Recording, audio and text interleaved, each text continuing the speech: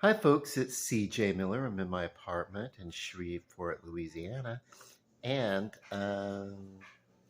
we're across the Red River from beautiful Bossier City, Louisiana. And it's always my intention with these videos to invite people to come and check us out. And if you let us know that you're visiting from out of town, uh, our restaurants, our hotels, our downtown. We will see that you have a good time. You know, yeah, we really want to play host to you. I love that. I wish that more people locally would just do a YouTube channel and just like sing the praises of Shreveport. You just have to have pride in your home, no matter who you are or where you are, no matter where you're living.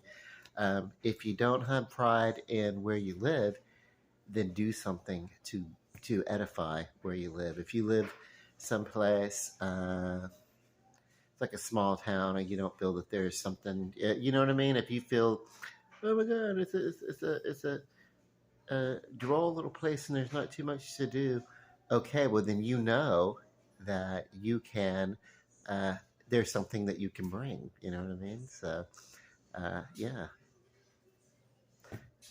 it brings. If you don't think it's going to be at the party, bring it to the party. Okay, so, but I like Shreveport. I think we're fortunate enough that we have a little bit of everything. We have things that are mellow, and then we have clubs when you want to go out and like shake a tail feather all night long, whatever. Because they don't close here. There's not, they used to close at 2 a.m. And then everybody was like amped up, and we'd either go to the old Shoney's that's not there anymore, but we'd go to a Shoney's like all night breakfast buffet or something like that. I don't know what it is about drunk people and breakfast, but yeah, we used to like it. And then, but we would just load up and go to a whole nother town, like over in Texas, where they stayed open, like they do stay open now. So anyway, uh, yeah, but let me get on to the point of the video. I'm enjoying the holiday seasons. I think it's really fun. One of the first things I did uh, when I got this apartment, it was in November, and it was in October. It was the very end of September, going into October. That's great. Uh, but I was like, I did what I could to make it comfortable, and you know, I like uh, I like the fact that, especially, I don't have too much company because everybody I know really works and they're real busy, and then they're enjoying their friends and family in their home. But I really do like to host over the holidays and have people come over, and I've been able to do that uh, and have some fun, successful times, and so that's cool. I really enjoy that. The Thanksgiving and Christmas parties in particular. Halloween, I like to go out. I don't like to be home at Halloween because I just you know I never know. I don't want the kids in the neighborhood to be thinking, "Hey, let's go knock on that door and he's going to give candy." You know, I never know what kind of traffic that I'm going to get because I'm never here. I'm actually out having Halloween parties or something. This last Halloween though, I wasn't feeling very well, so I just went to bed and slept all night. But yeah, I like it. I'm excited for holidays. I'm excited for family that I see, mostly on the holidays. I mean, sometimes my sister and I are close. We see each other. As a matter of fact, uh, I went with her to her company's Christmas party. She's been at Shriners for some time now, the hospital, and so that was fun. And do you guys? I don't know if you guys know what Silver Star is. If you're not around here, maybe you're not, but it's a really great um, restaurant that has, like, they barbecue and everything like that. When I think of Silver Star, I think of barbecue, and it's kind of like a step up, from your typical smokehouse. It's like it's the kind of thing that if you go there, you just expect a flawless experience because that's what they're good for. So it's kind of a you know I wouldn't well I would not say it is uh, a 5-star restaurant in the uh, sense of 5 stars. Look, we don't have uh, any 5-star restaurants here in Shreveport. Uh, that's something that I give some pretty high ratings when I do that. But typically, your 5-star restaurants are very exclusive, very posh, usually overpriced. The food's wonderful, the service is great, and everything. But it's more about the production and less about the food. It's more about, okay, what does each drop of the sauce on the plate uh, is part of a picture. It's when you take the cuisine and turn it into art. Well, this, and that's at 5-star level. And we have some restaurants that approach that, but my background in restauranting is that I mean I've worked in some fine dining that really, like, oh my God, I've never been so proud to be a servant in all my life kind of jobs. Uh, and the last one I worked at was down in New Orleans, and it was Delmonico's. And it was right after it was procured by Emeril Lagasse, because the restaurant itself, Delmonico's, is historic and goes all the way back to, it. It engineered a cut of steak called Delmonico, which is basically a fillet cut at the opposite direction from what it from where it's from where the fillet is traditionally cut, and it's because of the direction of the cut. It's not a fillet; it's a Delmonico, and that's the so it's somewhat debatable if it's a different steak or not. It's really not. It's kind of like how a prime rib is a very slow cooked ribeye, very very slow cooked ribeye. But it's a prime rib, so anyway, it's very, the cut and the, or what can I say? What's the American cut of a sirloin can also be called a chuck roast or a chuck steak or whatever. It's very, it's very similar cuts. Whereas a sirloin, an English cut, is a higher grade. Like you can't pass off a chuck roast as a sirloin in a 5-star restaurant, but you can in anything other than that. But Silver Star is really good. Silver Star, it was fun. Well, I got sidetracked being a food snob.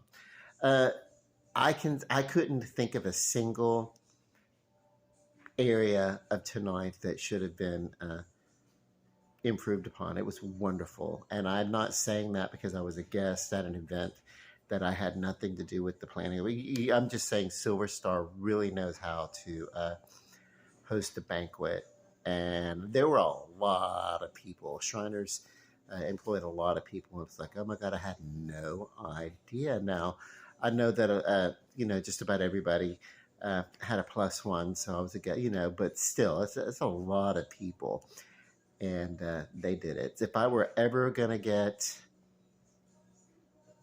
I'm never gonna get married. If I was ever gonna get married or something, I would uh, think about at least having a rehearsal dinner or something over at Silver Star.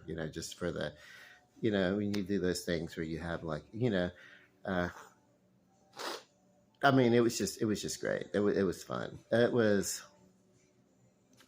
probably one of the nicest experiences I've had. Now it was.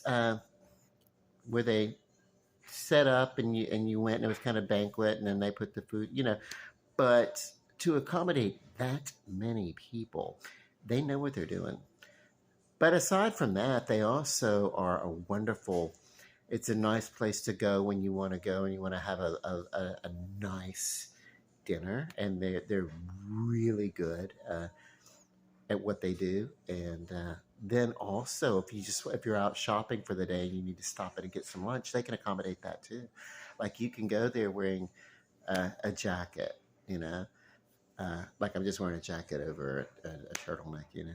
You can go there that, or you can go there in shorts and a t-shirt and everything like that. I mean, we really have gotten away from the need for formal wear, you know, in this society anyway. It's like, okay, you know, that's for one thing. We live in the South; it's hot as hell, so wearing a undershirt and then a button down, or you know, with the clamps, and then a vest over that, and then a jacket and tie or scarf and everything. Like in the American South, it's too hot for all that shit, you know. So I don't know what y'all do up north, you know, and you know, actually I do. There's not too much. There's not too many um, tuxedo kind of events in today's culture. So I mean, the style of dress really has changed. That doesn't mean that it shouldn't be fun, you know. So I like to get fun, funky jackets, you know. But yeah, um, it was fun. I was so happy that my sister invited me to go. It was um, just, you know, and then I don't know if you guys know about Shriners. It's a children's hospital, you know, and the conversation that was, you know, people, they didn't harp on it, but here's the thing. I mean, they really do um, have love in their heart for the children that they work with throughout their network of hospitals, and it's I don't know, it's touching to go there and see this, and then um, everybody have you know, their first thought of everything is like it's really about the children. It's really about the children. We're here celebrating our company and giving out, you know, whatever they do, whatever their company business was that they handled. But then, really, underneath, it was really all about the children. You know, like it was like, you know, the reason why we're here is because of and that was warming. I got let's see, I got to play one of the games. The theme for the thing was Price is Right, so they were doing some Price is Right type shows. I think they did one was a game where they did the hole in one or two game. Like if you miss the putt, you get to do it again or whatever. So you win the, you know, prizes on that. And then they played the hole punch game where you know, punch a hole in the paper. That was kind of cool. It's like it kind of got me thinking. You know what fun little party games. We probably could do something like that, you know. Uh, Later on, I don't think I'm going to do anything like that this year, but later on, I could see maybe next year incorporating some of that, you know, as like, you know, higher end prizes. I could see that, and then so what else? Mm,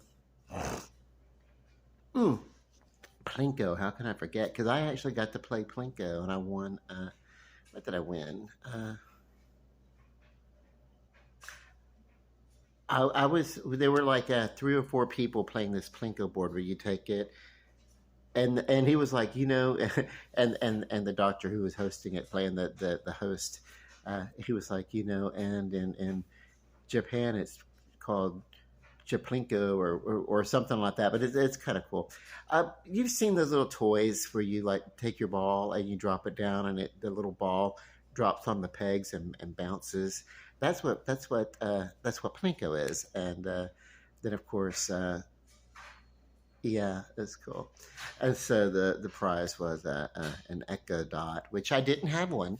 I never did bother to get one, even though my friend in Kansas City had one. Uh, Check this out. Alexa, volume up. Alexa, volume up.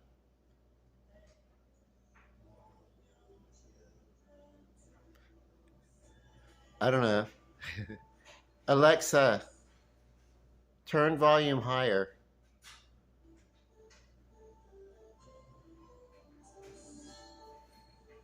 It, I don't know if you can hear it or not.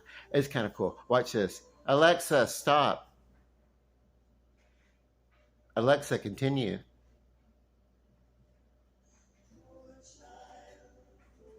Alexa, skip. Hold on to your jingle bells. Pluto TV has all your holiday favorites. Alexa, volume down. Volume down. Cool. Alexa, volume 2. There, turn it away. I don't know. It's kind of cool. It took me a second to set it up. It's not anything that I normally listen to like music uh, online, and I'll just like speak into a remote. It's just something that if you say the name Alexa, it kind of does that. But I'll probably save money on the electricity bill, which I don't actually have high electricity bills. I'm a single person, and I'm a conservative when it comes to things like that. But yeah, it'll be like, okay, well, instead of having like a large screen with my little, you know, uh, YouTube videos playing or my Spotify or something like that, I'll be able to listen through uh, the Alexa speakers. I don't know. Um, my friend in Kansas City, Missouri, had one, and I liked it, and I thought it was interesting. And I thought, well, I'll get one, and then I got back, and I was like, eh. But then I'm glad because I won one at my sister's company party, and then I tried to give it to her, and she was like, "No, no, no, you play the game and you won." I was like, "Yeah, but it's your company." And she was like, "No, you play the game, you won." So that's cool. She's like that. She's a very um, if I were to say she's a very open-hearted person, that's not a pun on the fact that she is a recent recovered person from having open heart surgery, a very successful surgery, by the way. But um, she is a very open person and has a wonderful heart, and she does care a lot for people. So yeah, if you guys knew anyone like my sister, you'd be lucky to know them. Uh, that being said, we grew up together. We're each other. People are like, uh, they were talking about it tonight. How we hear about each other and have and I was like, well, that's we were kind of we what's the dynamic of this? It's curious. I think what it is we just we fought like brothers and sisters do, but through everything, it's like we are kind of you know within each other's circles of best friends, not just family, but yeah. So uh, yeah, it's a lucky, it's a beautiful, wonderful, lucky connection, and people have commented on us that they get inspired that we have such a um, siblinghood. That's a good uh, example, and it's like, well, I mean, it's not like we haven't had our scraps. It's not, there have been times where we've had to like take a break from each other because for whatever reason we get on each other's nerves or whatever. But for most of the time, it's pretty awesome. And cool. So you know, those are the types of relationships that I wouldn't be able to have today. And I have some of those I have some pretty good relationships with some people in my circle, not just my immediate family, but also in my recovery family. And I couldn't have that if I were still the if I were still living the wild, crazy life that I used to live. And I don't mean like Steve Martin, I'm a wild and crazy guy. I mean like I was like, certifiable, like just whacked out. Uh, you know, uh, yeah. um, and now I'm not, and you know, uh, I'm not against people who have the occasional chemical party favor or something like that, but I can't do it because the problem with me is that I never once that party starts, I never want that party to stop, and it doesn't stop until uh, I don't know 4 or 5 years from now somebody would make it stop. Do you know, like it would just be like the things that I cherish now. Uh, the everybody goes out and they let their hair loose and it's like, woo, tonight I'm not going to care about anything. Well, so that's great, except that starts with me and then doesn't stop. And it's not a morality thing. It's just I don't have that thing in my mind that wants to that says, hey, it's we've had the fun for about uh, you know for the evening and now it's time to shut it down. I don't have that. I don't have that off switch, so that it, yeah, whatever. It just Uh, so I just these days do not risk going off the deep end. I don't do the drugs, you know, and I keep it away from the apartment and stuff, It's like, uh, I tell people they can do what they want to do in their life, but whatever.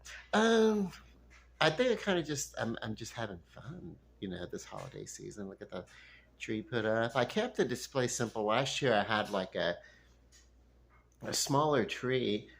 So I took a lot of decorations and I kind of like embellished not just the tree, but around the tree also. I had a folding room divider that I kind of put up behind the tree, and I decorated that too. It's to compensate, but, compensate for a small tree. Uh, and for sure, no pun intended there, bro. But yeah,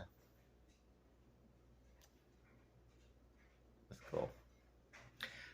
You're not um, imagining anything. Some of the lights on this tree, some of them blink, some of them don't. Uh, and I did that because I think I've already said this.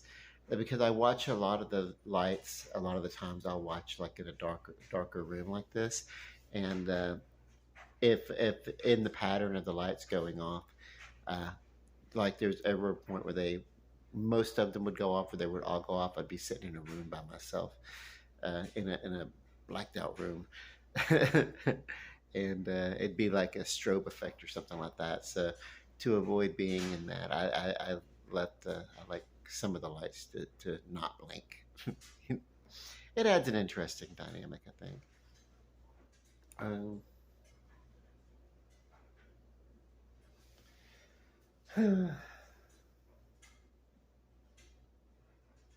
you know, um, Christmas is about fun. It is about family, and I hope you guys all have a wonderful, even if you can't be with um, you know the immediate relatives. You can always find that wonderful circle of people to gather with and bond and have that family connection with. Even just over that holiday or something like that. Just go. Uh, and yeah, like if you get that invitation, but you're like, I'm kind of like, um, no, go, because it is very enriching uh, for the people who have parties, as it is for the people who go to parties. It's just fun. I don't know. It's my favorite. It's my favorite little time of year, because what happened was when I, uh, cleaned my act up, and when I quit doing the drugs and everything, I found out that underneath all these social anxieties that I had, that was driving a lot of that I really am a people person. That I really love people, and that love of people, and that wanting to exchange and be a part of and be with people, uh, kind of not really knowing how to put that out into the world uh, was a lot of my anxiety. But I found out that I really do love people, and that's why the holidays are so fun for me. And with that, I'm going to say, uh, please do come see us in Shreveport, Bossier if you come through. Uh, or pass through or whatever, look me up. Let me know you're coming through. I'll meet you for some coffee or something like that. We'll chat it up, and I want to hear all about your lives and where you come from and what you do. Love and light, peace, happy holidays, and good night.